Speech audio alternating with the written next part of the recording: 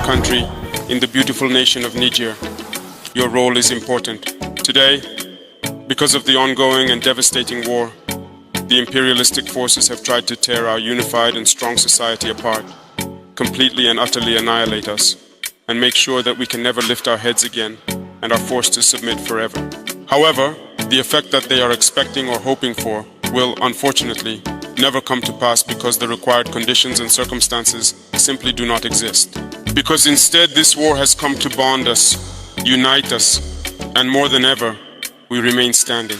And we tell them that we will never cry and we will never kneel before anyone again, no matter what happens in any situation. This war that has been imposed on us has united us.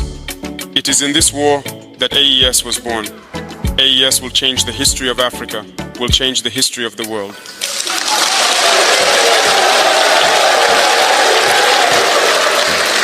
You here are indeed the privileged witnesses of all the harm these people do to our populations. Since July 26th until today, you have experienced the sufferings and hardships inflicted on the Nigerian people in particular, and all the peoples of the US through inhumane sanctions. But it brought us even closer together and helped us understand why we must fight and support each other in this journey. And that's the most important thing. I want to congratulate you, those of you who are not in the country, who are far away. And today, due to social media, which has both positive and negative aspects in our lives, in various ways, I can truly imagine how much your suffering must really be to have to imagine. What can reality be? What's a lie? You hear all kinds of news. You suffer more than those in the country. But I think that, with God's will, this evening we have a few minutes.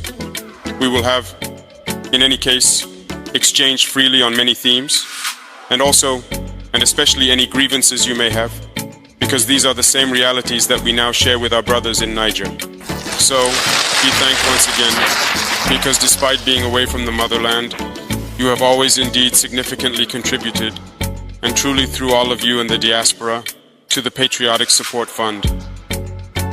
To continue giving a boost to the brave and tirelessly fighting forces who battle day and night and relentlessly on the ground. The entire homeland thanks you for these gestures you make day and night, and appreciation. When I carefully listened to what you were saying, I came to the realization that you had a complete and thorough understanding of the entire maneuver. There were no complaints, there were no concerns raised. This shows that you truly understand the essence of the struggle. Thank you again. Thank you to those who are spreading this message. Thank you for being by our side, because that is the fuel we need. The courage we need to move forward is what you are giving us here.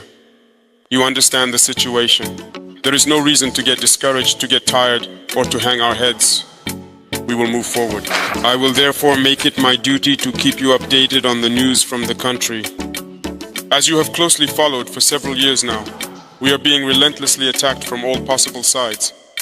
Burkina Faso in particular, from east to west, from north to south, there were attacks everywhere, and we were being pushed back. Today we have been able to resettle a good number of villages and reopen many schools. In many areas, activities have resumed, and there is absolutely no area where our forces cannot set foot when they want to go there, anywhere at all. But despite this, in reality, you hear narratives from those who are referred to as imperialists or their local lackeys who happen to be with us. And they don't care whether an area has been recaptured or not. But when an area is lost, they get on their high horses, grab the loudspeakers, shout, and often make up all sorts of stories. We are victims of physical terrorism that manifests itself on the ground through cowardly assassinations of our people and barbaric and cowardly attacks. In addition to that, on a strategic level, there is terrorism, disinformation, and manipulation. You have experienced what has happened recently in Burkina Faso. I know that you have indeed been disturbed. Many people lacked information because, at times like these, everyone invents what they want. Maybe some media outlets you believe to be serious started relaying certain information. This proved to you that they are not serious media. They spend time manipulating Africans. But today, thank God, you have discovered that it is all false. It's manipulation. They take the information, manipulate it, and give you what they want. You have understood everything, and I think we no longer need to raise awareness about this. Unfortunately, these people will always find house Negroes who will always find ways to manipulate and control, and will do everything in their power to ensure that their desires are met. And that is what we are experiencing as well. I know you are following it. Unfortunately, some Burkinabés have once again withdrawn to neighboring ivories and are pulling strings with the imperialists to try to destabilize our country again. But it's a lost cause. We have taken a path. We are moving forward. We will never look back. The pressure is increasing everywhere in the AES regarding terrorist attacks. You can follow. The forces are vigilantly keeping watch, and we continue to fight steadfastly. But we can assure you of one thing, with determination. Fighting is one thing, but the other was that we were in a situation that didn't even allow us to be free in our actions. Thank God today, no one can stop us from getting equipped wherever we want. No one comes to design maneuvers with us. The general staffs think as they wish and conduct their operations. We buy our aircraft where we want and use them as we want. No one can restrict us. To fly over a part of the territory where no one will come during our operations to forbid us from accessing an area. All this happened before. Check with the FDS, who maneuvered with these imperialist forces that were here. That is why we say that independence is now, and the battle is just beginning. Some individuals have long taken the liberty to explain to widows or even to the wives of still active soldiers that there is certainly a way to negotiate with terrorists, and that we undoubtedly and absolutely refuse to negotiate with terrorists. First of all, we will not negotiate.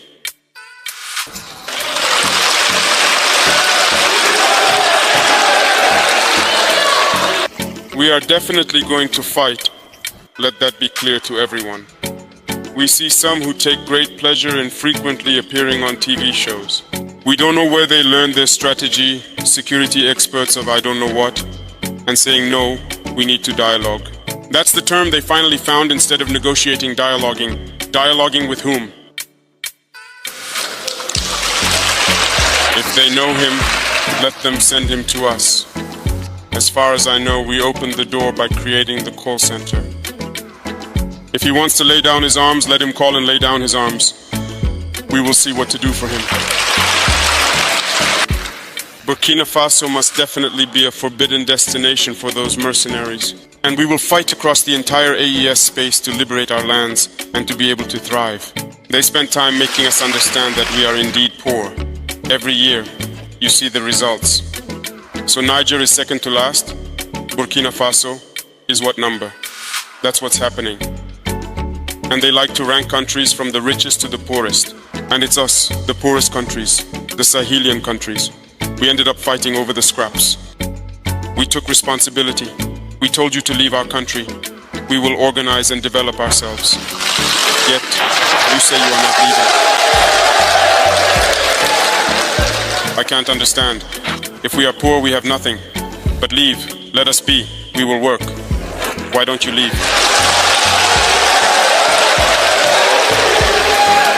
It's not clear then. There's something down there. There's Anguissou Roche. Since 1968, let's take the case of Niger. They exploit uranium. But Niger has no electricity. Yet Paris, the city of light.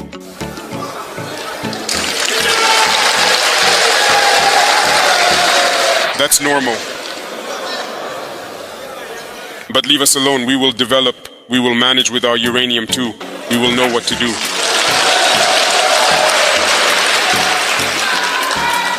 For years here in Burkina, they have been mining gold everywhere. You don't even have a good road to access the gold site.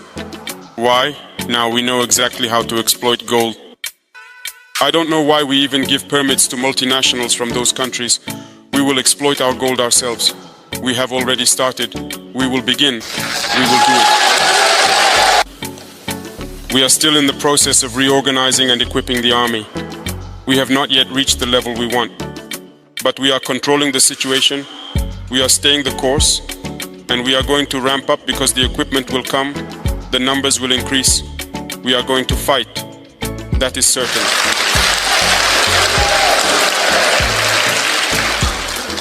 We may suffer, but we need a bit of patience, that's all. Because the situation has significantly deteriorated so much over several years. We must go with great force so that it cannot come back later.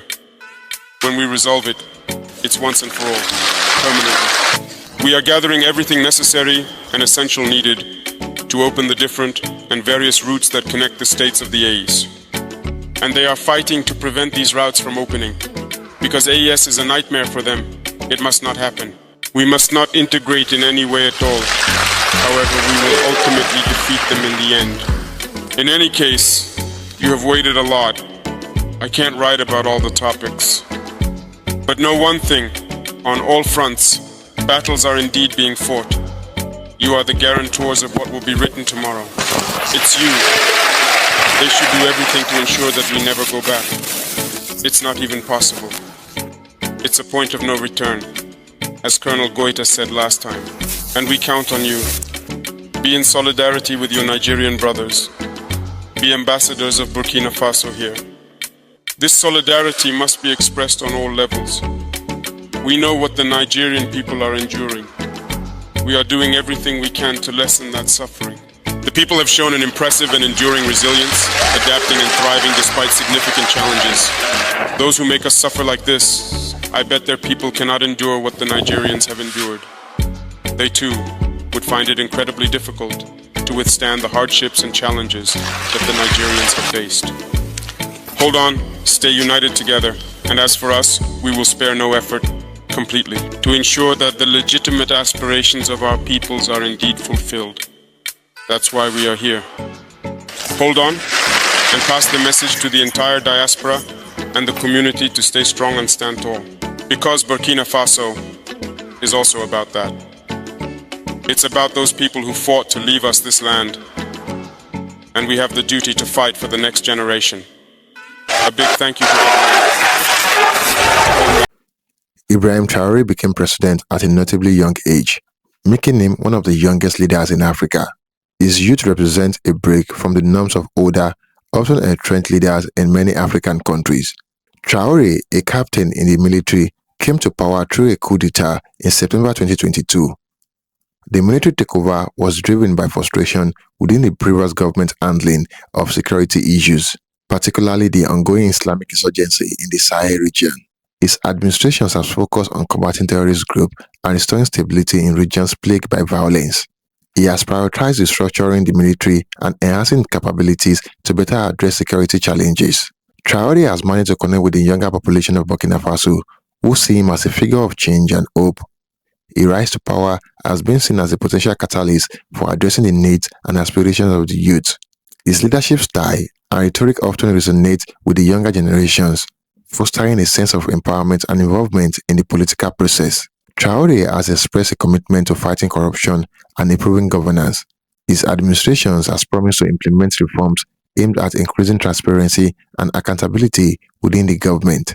Efforts to root out corruption are crucial for gaining public trust and ensuring that resources are used effectively for national development.